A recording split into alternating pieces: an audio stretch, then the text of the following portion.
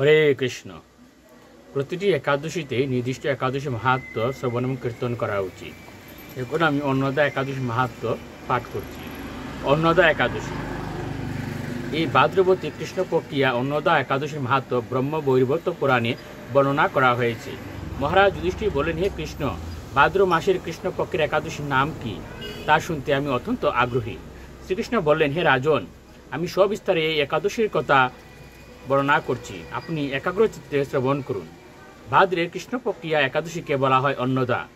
এই তিথি সর্বপাপ বিনাশিনী। যিনি শ্রীহরি অর্চনে এই ব্রত পালন করেন তিনি সর্বপাপ মুক্ত হন। এমনকি এই ব্রতের নাম শ্রবণী রাশি রাশি পাপ বিদূরিত হয়ে যায়। এই ব্রত প্রসঙ্গে একটি পৌরাণিক ইতিহাস রয়েছে। প্রাচীনকালে হরিশ্চন্দ্র নামে এক নিষ্ঠাপরায়ণ সত্যবাদী চক্রবর্তী রাজা ছিলেন। পূর্ব কর্মফল ও প্রতিজ্ঞার সত্যতা রক্ষায় তিনি রাজ্যভ্রষ্ট হন এবং অবস্থা এমন হলো যে তিনি নিজের স্ত্রী, পুত্র এবং অবশেষে নিজেকে পর্যন্ত বিক্রি করতে বাধ্য হলেন। এ রাজেন্দ্র, এই পুণ্যবান রাজা চণ্ডালের দাসত্ব স্বীকার করেও সত্য রক্ষার্থে দৃঢ় নিষ্ঠা প্রদর্শন করেছিলেন। তিনি শ্মশানে মৃত ব্যক্তির বস্ত্র কর রূপে গ্রহণ করতেন। এইভাবে তার বহু বছর কেটে গেল।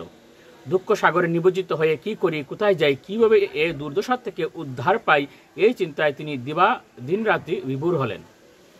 এমন সময় দৈবক্রমে পর দুঃখ দুঃখী গৌতম ঋষি রাজার কাছে এলেন। রাজা মুনিকে দর্শন করে ভক্তি ভরে প্রণাম করলেন। করুদ্রে তার সামনে দাঁড়িয়ে একে একে নিজের সমস্ত কথা জানালেন। রাজার দুঃখের কথা শুনে মুনিবর বিস্ময়াপন্ন হলেন। অত্যন্ত ব্যথিত হয়ে তিনি বললেন, হে রাজন, ভাদ্র মাসে কৃষ্ণপক্ষের একাদশী অন্নদা নামে জগতে প্রসিদ্ধ। আপনি এই ব্রত পালন করুন। এই ব্রত পাবে আপনার সমস্ত পাপের বিনাশ হবে। আপনার ভাগ্যবশত আগামী 7 দিন পরেই এই তিথির আবির্ভাব হবে। ওই দিন উপবাস থেকে রাত্রি জাগরণ করবেন। এইভাবে ব্রত উদযাপনে আপনার সমস্ত পাপ ক্ষয় হবে। হে রাজন, আপনার পুণ্য প্রভাবে আমি এখানে এসেছি জানবেন। এই কথা বলে গৌতম মুনি অন্তর্হিত হলেন। ঋষিবরের উপদেশ মতো তিনি শ্রদ্ধা সহকারে সেই ব্রত পালন করলেন। তার ফলে তার সমস্ত পাপ দূর হলো। এ মহারাজ, এই ব্রতের প্রভাব শ্রবণ করুন। যথাবিধি এই ব্রত পালনে বহু বছরের দুঃখভোগের অবসান হয়। ব্রতের প্রভাবে রাজা হরিশ্চন্দ্রের সকল দুঃখ সমাপ্ত হল। পুনরায় তিনি স্ত্রীকে ফিরে পেলেন এবং তার মৃত পুত্র জীবিত হল। আকাশ থেকে দেবগণ দুন্দুবি বাদ্য ও পুষ্পবর্ষণ করতে লাগলেন। নিষ্কণ্টক রাজ্য সুখ ভোগ করে অবশেষে আত্মীয় স্বজন ও নগরবাসী সহ স্বর্গে গমন করলেন। যে মানুষ নিষ্ঠা সহকারে এই ব্রত পালন করেন তিনি শ্রীহরির চরণে ভক্তি লাভ করে অবশেষে দিব্য দাম লাভ করেন। এই ব্রতের মাহাত্ম্য পাঠ এবং শ্রবণে অশ্বমেধ যজ্ঞ ফল লাভ হয়।